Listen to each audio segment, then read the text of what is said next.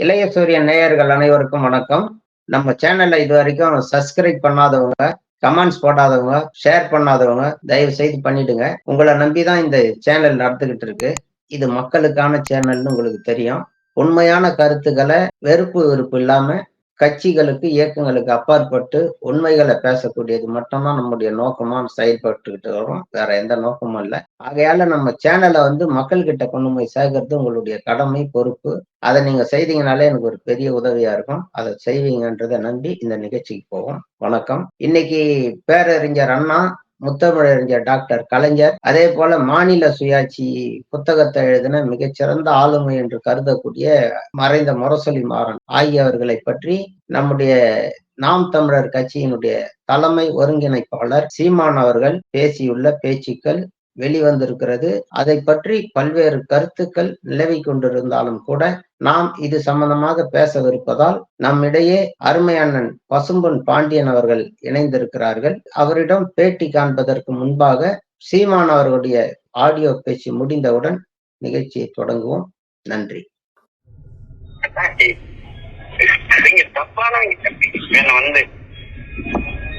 இந்த நாட்டை நாசமாக்கின முதல் ஆளு கருணாநிதன்.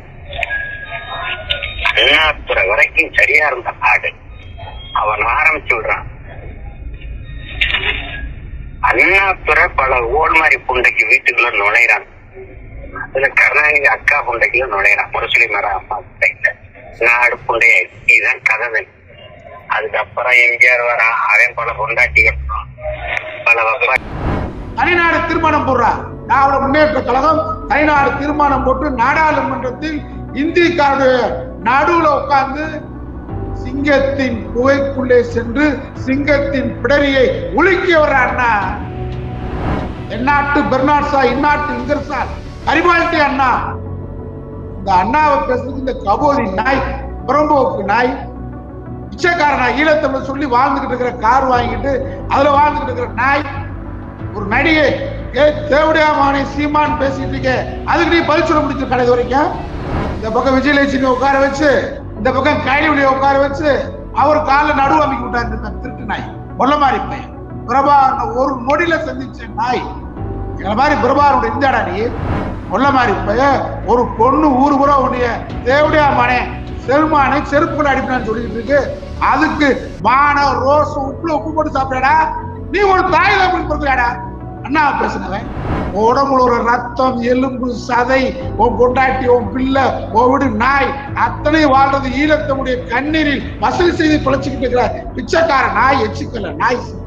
இந்த நாய்க்கு விஜயலட்சுமிக்கு பதில் சொல்ற துப்பு இல்லாத நாய் இவன். இவன் அண்ணாவை பேசுறான், கலைஞரை பேசுறான், முரசொலி மாறனை பேசுறான். இந்த நாய்க்கு என்னன்னா தகுதி இருக்கு?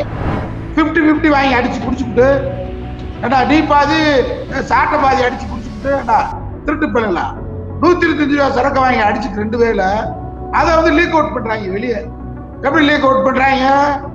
நம்ம மாதிரி பேச்சு கொடுக்குறாங்க. நம்ம சொல்லிட்டே சீமா நீ அண்ணாவை பேசுறோம், உன் பொண்டாட்டியை பேசுறோம். கலைஞர் ஐயா, ஸ்டாலின் எனக்கு அண்ணன், தேலமா எனக்கு அம்மா, கலைஞர் உனக்கு அப்பானா உனக்கு அப்பனாடா கலைஞர். கலைஞர் கடை பிறந்த ஈழ புலிகளுக்கு சம்பந்தம் இல்லாத கடையில விற்கிற புலி இது கூட பார்த்திருக்க மாட்டேன் நாய். இந்த நாய் புலி பெற சொல்லிட்டு பிரபாகரன் பெற சொல்லிட்டு ஏதோ விட்டு வச்சிருக்கான். அண்ணாவையோ கலைஞரையோ மாறனையோ நீ அப்படியே மறைமுகமா பேசுற மாதிரி இல்லைன்றப்ப சரியான ஆள் அப்படிதான் பேசுன்னு சொல்றா பாப்பா. இவனையும் சாகடிச்சுட்டாங்க. இவன் காரம் போட்டு வீட்டோட கொளுத்திடுவான். பழைய திமுக காரணம் தான். இப்ப ஆட்சி கையில இருக்கிறதுனால இவங்களை அடக்கி வச்சிருக்கதா நினைச்சுக்கிட்டு அவன் இருக்கான். இதுவே என்ன கேட்டீங்கன்னா சட்ட ஒழுங்கு தமிழ்நாட்டுல பாதுகாக்கணும், அமைதியா இருக்கான். நீங்க ரொம்ப தப்பா பேசுறீங்க. நீங்க ரொம்ப தப்பா பேசுறீங்க.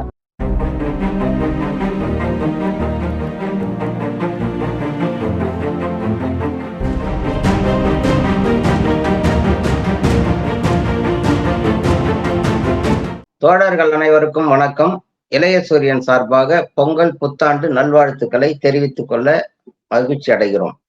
புரட்சி புயல் வைகோ அவர்களுக்கு பிறகு திராவிடர் இயக்கத்துக்கு கிடைத்திருக்கக்கூடிய பொக்கிஷம் என்று சொல்லக்கூடியவர் தான் அருமை அண்ணன் பசும்பொன் பாண்டியன் அவர்கள். அண்ணா வணக்கண்ணா. வணக்கம். தமிழ் புத்தாண்டு பொங்கல் நல்வாழ்த்துக்கள்.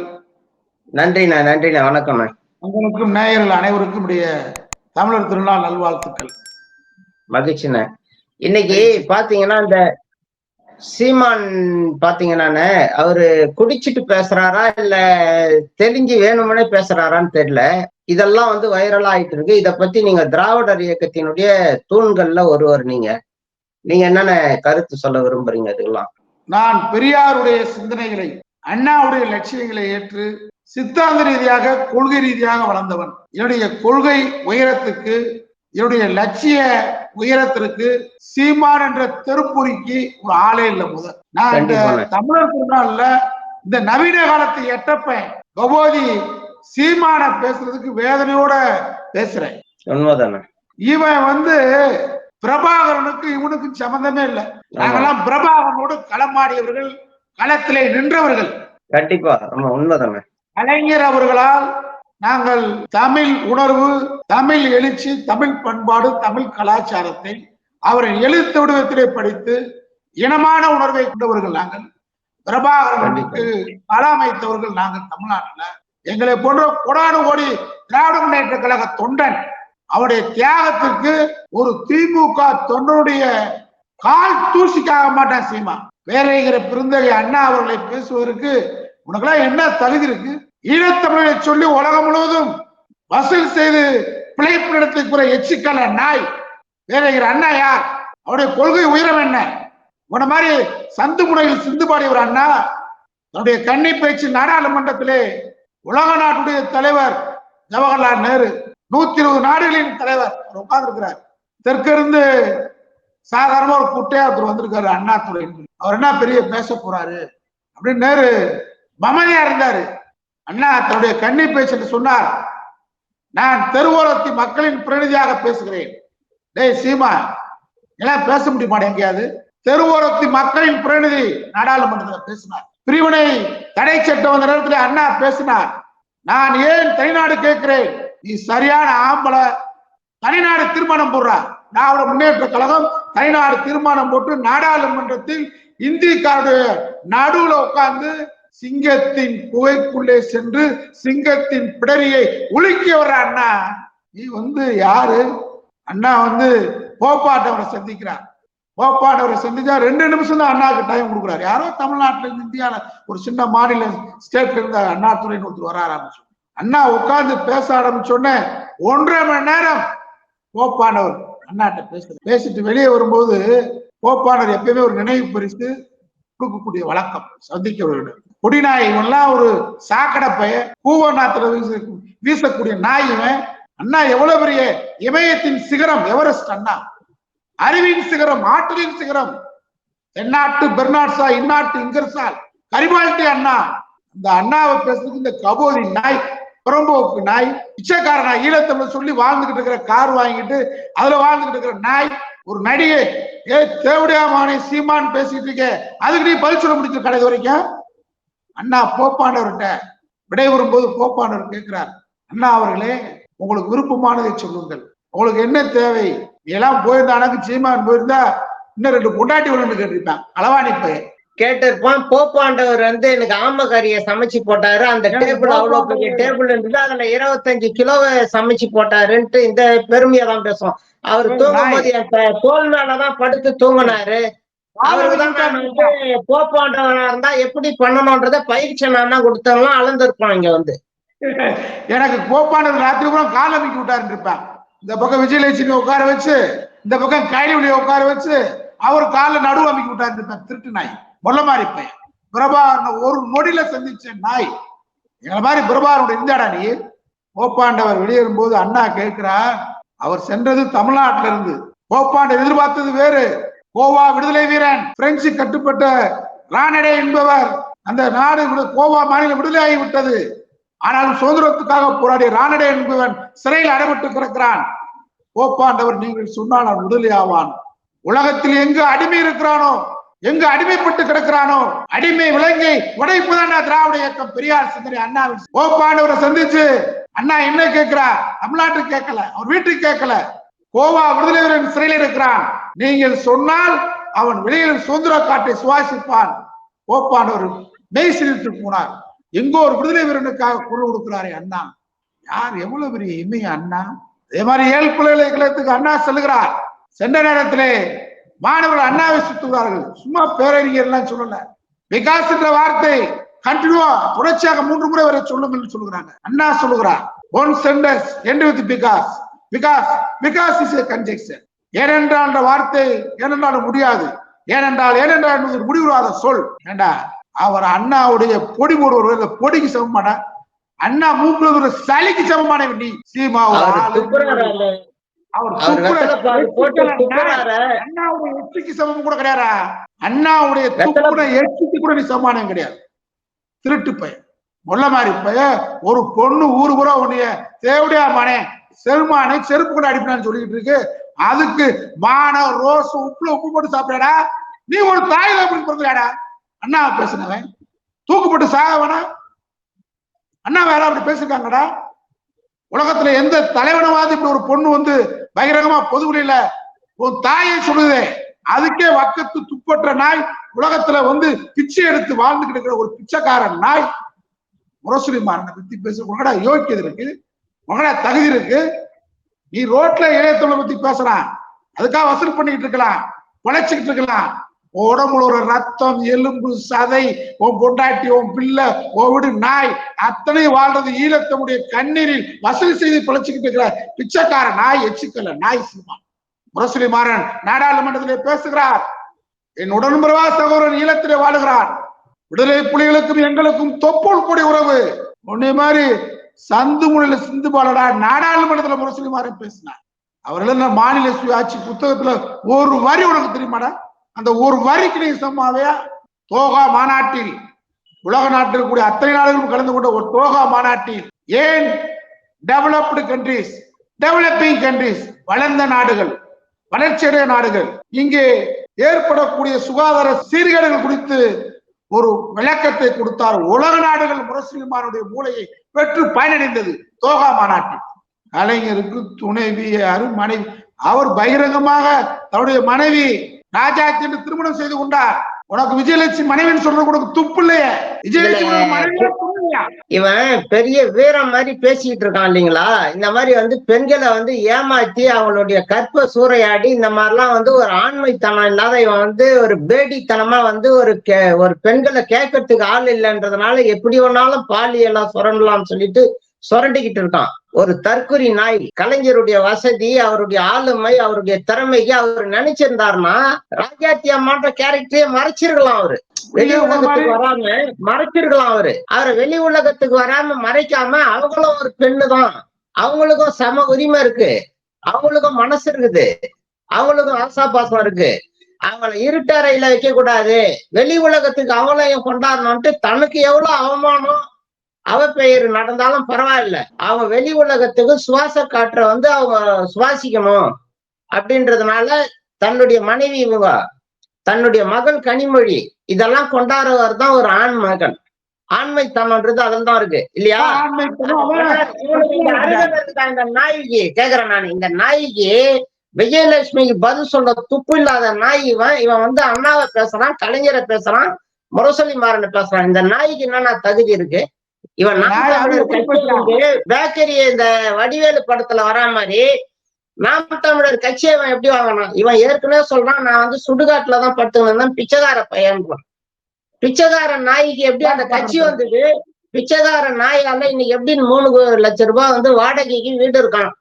பிச்சைக்கார நாய் வந்து 10 பேர் அடியாளா வச்சு சம்பளம் கொடுக்குறான். ஆஸ்திரேலியா கிளிய வளர்க்குறான், நாயை வளர்க்குறான், அதை பராமரிக்கிறதுக்கு 2 பேர் சம்பளம். சொகுசு காரு, சொகுசு பங்களா. இவன் எதனா இவனுடைய பொண்டாட்டிய, இவனுடைய அக்கா தங்கச்சிய, இவனுடைய அம்மாவை விட்டானா அப்படின்னு கேக்குறாங்களா இல்லையா? கேக்குறவங்களுக்கு என்ன பதில் சொல்றது? கேக்குறாங்க இல்ல. நீ அண்ணாவே கேட்கும் போது நீ தெருவுல பிளாட் பார்த்துட்டு நாய் உனக்கடா மனைவி துணைவி கூத்தியா வீட்டு எல்லாத்தையும் கேள்வி கேட்ப. திமுக காரன் நீ சாதாரண நினைக்கிற. திராவிட முன்னேற்ற கழகக்கார வாய்த்து நாங்க பேசுனா நீ வந்து என்ன எப்படி? இப்ப நீங்க நேரடியா பேசுறீங்க, நான் நேரடியா பேசுறேன். இவன் ராத்திரியில வரக்கஞ்சி அடிச்சுக்கிட்டு இத்த சாராயத்தை குடிச்சுக்கிட்டு 50-50 வாங்கி அடிச்சு குடிச்சுக்கிட்டு ஏடா நீ பாதி சாட்டை பாதி அடிச்சு குடிச்சுக்கிட்டு ஏடா திருட்டு பண்ணலாம் 125 ரூபா சரக்கு வாங்கி அடிச்சுட்டு 2 வேல அதை வந்து லீக் அவுட் பண்றாங்க வெளியே. எப்படி லீக் அவுட் பண்றாங்க? நம்மள மாதிரி பேச்சு கொடுக்குறாங்க. நம்ம சொல்லிட்டே சீமா நீ அண்ணா பேசுறோம், உன் பொண்டாட்டியை பேசுற. ராஜாத்தி அம்மா பேசுறான், அக்கா கனிமொழியை பேசுறான், எல்லாரையும் பேசுறான் இவன். இதை விட்டு வைக்காத. கலைஞருடைய அக்கா எங்கேயோ கிராமத்துல இருந்த பாவம், அவங்க என்ன பண்ணுவாங்க, கிராமத்து ஆளுங்க அவங்கள கொச்சப்படுத்துறான் பாருங்க. அப்படி பண்ணும்போது இவனை பத்தி பேசுறதுல ஒரு தப்பும் இல்லையே. கையெழுவிடிய ஊர் மேல விட்டுதான் பிழைக்கிறான் நான் சொல்றேன், குற்றம் சாட்டுறோம். அதுக்கு என்ன பண்ணுவாங்க? ஈழத்தமிழர்களுடைய கண்ணீர்ல வாழறான். ஈழத்தமிழர்களுடைய கண்ணீர்லயும் அவங்களுடைய உழைப்புலயும் வயல வளர்க்குறான். அண்ணா திமுகன்னு பேரு வச்சுக்கிட்டு எவனும் பேச மாட்டேன்றான். நம்ம திமுக இருக்கிறவங்க பழைய திமுகவா இருந்தா, நாங்கெல்லாம் அண்ணாவுடைய கடிதங்களை படித்து வந்தவர்கள், அண்ணாவுடைய எழுத்தை படித்து சுயமரியாதானவர்கள். இவன் லீக் அவுட் பண்ணிருக்கான் சும்மா. ஆனா வெளியே என்ன பேசுறான்? அண்ணா பெருந்தலைவர், கலைஞர் எங்க அப்பா, கலைஞர் ஐயா, ஸ்டாலின் எனக்கு அண்ணன், தேளம் எனக்கு அம்மா, கலைஞர் உனக்கு அப்பானா உனக்கு அப்பனாடா கலைஞர், நீ கலைஞர் கடை பிறந்த கேப்போம்ல. பேசுற ஆம்பளை மாதிரி எழுத்து பேசுறா. வீரலட்சுமி ஒரு அம்மா சண்டைக்கு வரான்னு கூப்பிடுது, நான் சண்டைக்கு வரமாட்டேன்றேன். வீரலட்சுமியினுடைய வீட்டுக்காரு சண்டைக்கு கூப்பிட்டாரு, இன்னும் 2 நாள் தான் இருக்கு. இந்த நாய்கிட்ட இருந்து பதிலே இல்லையே. அந்த திடல் தயாரா இருக்குது சண்டை போடுறதுக்கு. இந்த நாய்கிட்ட இருந்து பதிலே இல்ல பாருங்க. இந்த நாய் எதுக்கும் உப்பு கட்ட நாய் சாக்கடை. இவனுக்கு இந்த பேட்டின் வேலை என்ன சொல்ல விரும்புற உலகத்தமிழருக்கு சொன்னா, ஈழத்தமிழர்களை சொல்லி ஈழ புலிகளுக்கு சம்பந்தம் இல்லாத கடையில விற்கிற புலி இது கூட பார்த்திருக்க மாட்டேன் நாய். இந்த நாய் புலி பெற சொல்லிட்டு பிரபாகரன் பெற சொல்லிட்டு ஏதோ விட்டு வச்சிருக்கான். அண்ணாவையோ கலைஞரையோ மாறனையோ நீ அப்படியே மறைமுகமா பேசுற மாதிரி இல்லைன்றப்ப சரியான ஆள் அப்படிதான் பேசுன்னு சொல்றா பாப்பான். பேசிட்டு தமிழ்நாட்டுல நடமாட முடியுமா? சீமா நடக்க முடியுமா தமிழ்நாட்டுல?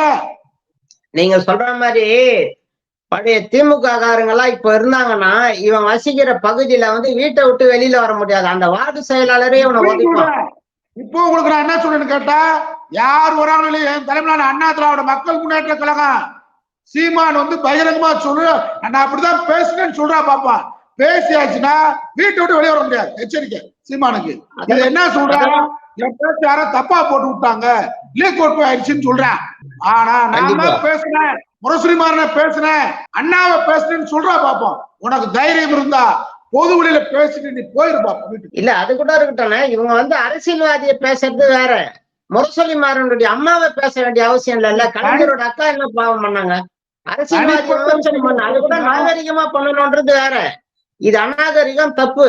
எந்த வகையிலுமே சம்பந்தம் இல்லாத முரசொலிமாறனோட அம்மாவை கலைஞருடைய அக்காவை பேசுறோம். இது எவ்வளவு பெரிய தற்குறித்தனம் பாருங்க. இது ஒண்ணு. இன்னொன்னு, நீங்க சொன்ன மாதிரி ஒரு நிமிஷம், நீங்க சொன்ன மாதிரி பழைய திமுக காரங்களா இருந்தா இவன் இன்னும் வீட்டை விட்டு வெளியிட மாட்டான். அந்த வார்டு செயலாளரே ஒதுக்குவான் இவனை. அந்த பகுதி செயலாளர் நினைச்சானா, இன்னைக்கு இந்த நிமிஷம் நினைச்சானா இவன் காலி. இவனையும் சாகடிச்சுட்டாங்க. இவன் காரை போட்டு வீட்டோட கொளுத்திடுவான். பழைய திமுக காரணம் தான். இப்ப ஆட்சி கையில இருக்கிறதுனால இவங்களை அடக்கி வச்சிருக்கிறதா நினைச்சுக்கிட்டு அவன் இருக்கான். இதுவே என்ன கேட்டீங்கன்னா, சட்ட ஒழுங்கு தமிழ்நாட்டுல பாதுகாக்கணும், அமைதியா இருக்கான். அதுக்காக எல்லை மீறி போனாங்க விட முடியாது. அதையும் சொல்லி திமுக ஆட்சி வேணும், தளபதி முதலமைச்சர் வேணும்.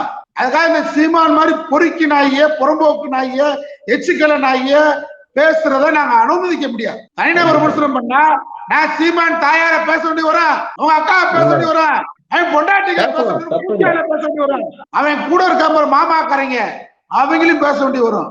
எச்சரிக்கை, கடுமையான எச்சரிக்கை சீமானுக்கு தெரிவிச்சுக்கிறேன், உலகத்தமிழர்களுக்கு தெரிவிச்சுக்கிறேன். சீமான் ஒரு பக்கா ஃப்ராட், 420 மோசடி பெருவழி, ஏமாற்று பெருவழி.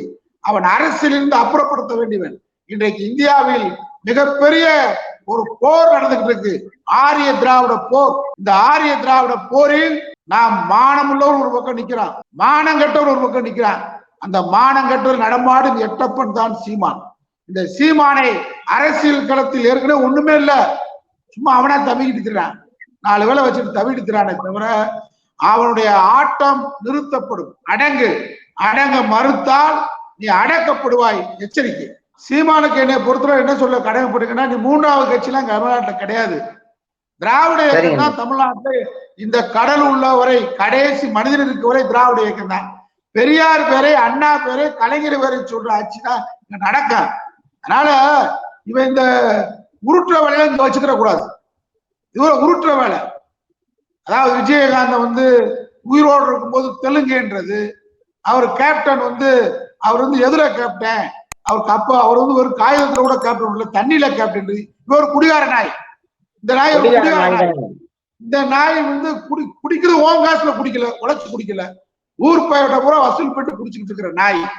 அதனால இந்த நாய்க்கு என்ன சொல்லிக்கொண்டா கருத்து ரீதியா மோதி, எங்களோட கருத்து ரீதியா மோதிப்பார். நீங்க ரொம்ப தப்பா பேசுறீங்க, நீங்க ரொம்ப தப்பா பேசுறீங்க. அவங்ககிட்ட கருத்து இருந்தாதானே உங்ககிட்ட பேசுவோம், கருத்து இல்லாத தற்கொலை எப்படி உங்ககிட்ட பேசுவோம்? வசூல் கமிட்டி, உலக வசூல் கமிட்டி பிச்சைக்கார பெயர் திருவோணேந்திர நாய் இன்னைக்கு பிஜேபிக்கு பி டீமா இருக்கான், மோடிக்கு பி டீம். இவன் ராமர் கோயில் கட்டி மக்களை அல்லோலப்படுத்திக்கிட்டு அதை பேச மாட்டேன்றான். கலைஞரையோ மாறனையோ பேசுறதுக்கு என்ன துப்பு இருக்கு? அவங்க கால் ரோமத்துக்கு சமமானவன், உனக்கு என்ன தகுதி இருக்கு? இவன் ஒரு தலைவனா?